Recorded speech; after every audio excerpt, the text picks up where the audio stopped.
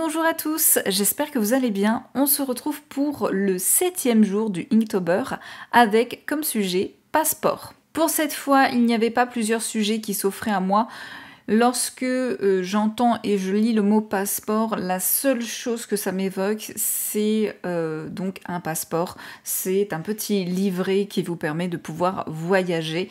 C'est ce que j'ai donc représenté, mais comme j'ai trouvé que c'était trop simple et que ça allait faire vide sur le dessin, j'ai voulu ajouter quelques éléments en plus. C'est pourquoi j'ai ajouté un monocle, une bague, un plume, un encrier, du papier en fond, histoire que ça aille un petit peu avec l'encrier et le plume.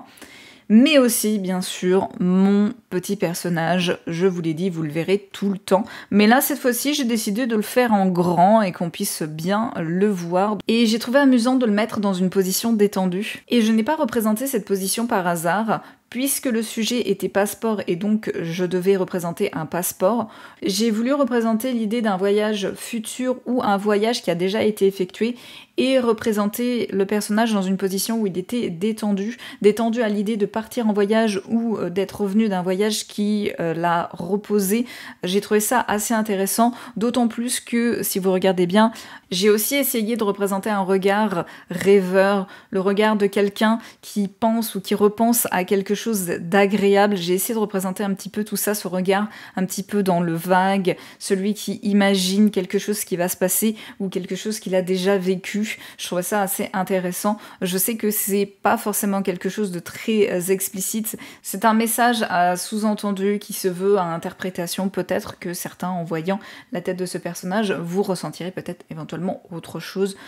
Éventuellement un personnage qui est blasé, un personnage qui est fatigué, on ne sait pas, hein, toute interprétation est plausible bien évidemment. Ce n'est pas le dessin qui a été le plus complexe, en revanche ça a été un petit peu plus long que d'habitude puisque j'avais beaucoup d'éléments à représenter, mais là encore c'était pas forcément des éléments qui étaient très complexes. Il était quand même sympa à faire, j'ai apprécié le faire, mais ce n'est pas celui qui m'a sorti le plus de ma zone de confort, c'est pas celui qui m'a appris le plus, c'est pas celui qui a été le plus instructif. En gros, j'ai pas rencontré énormément de difficultés et j'ai dessiné des choses que j'ai déjà dessinées. Représenter des bagues, représenter des stylos, représenter du papier, des livres et autres, c'est des choses que j'avais régulièrement sous la main lorsque je souhaitais m'entraîner, et donc c'était des sujets que j'avais l'habitude de dessiner quand j'avais 5 minutes et j'avais envie de m'exercer rapidement et j'avais envie et j'avais besoin de prendre un sujet rapide. Souvent, c'est ce que l'on prend. Et par conséquent, c'est pas ce qui m'a le plus apporté, mais encore une fois, j'ai apprécié le faire. Avant de se laisser, on va passer à la question du jour. Attention, ça risque un petit peu amener à débat.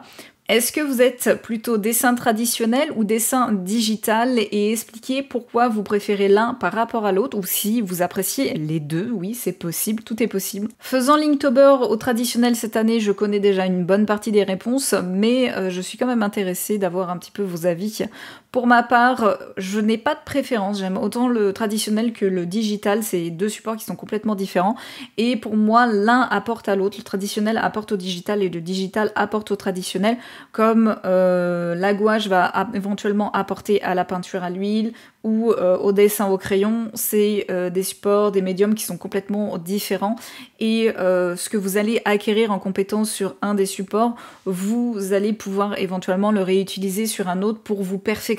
Moi, c'est comme ça que je le vois, et pour l'avoir déjà testé et essayé depuis des années, je trouve que en mélangeant et en essayant des supports différents, ça me permet de pouvoir m'améliorer sur tous les supports. Mais comme chaque personne est différente et donc les ressentis aussi, je suis assez curieuse d'avoir un petit peu vos retours là-dessus. Bien sûr, restez bienveillants dans les commentaires. Je sais qu'il y a un petit peu la guéguerre entre les artistes traditionnels et les artistes digitales.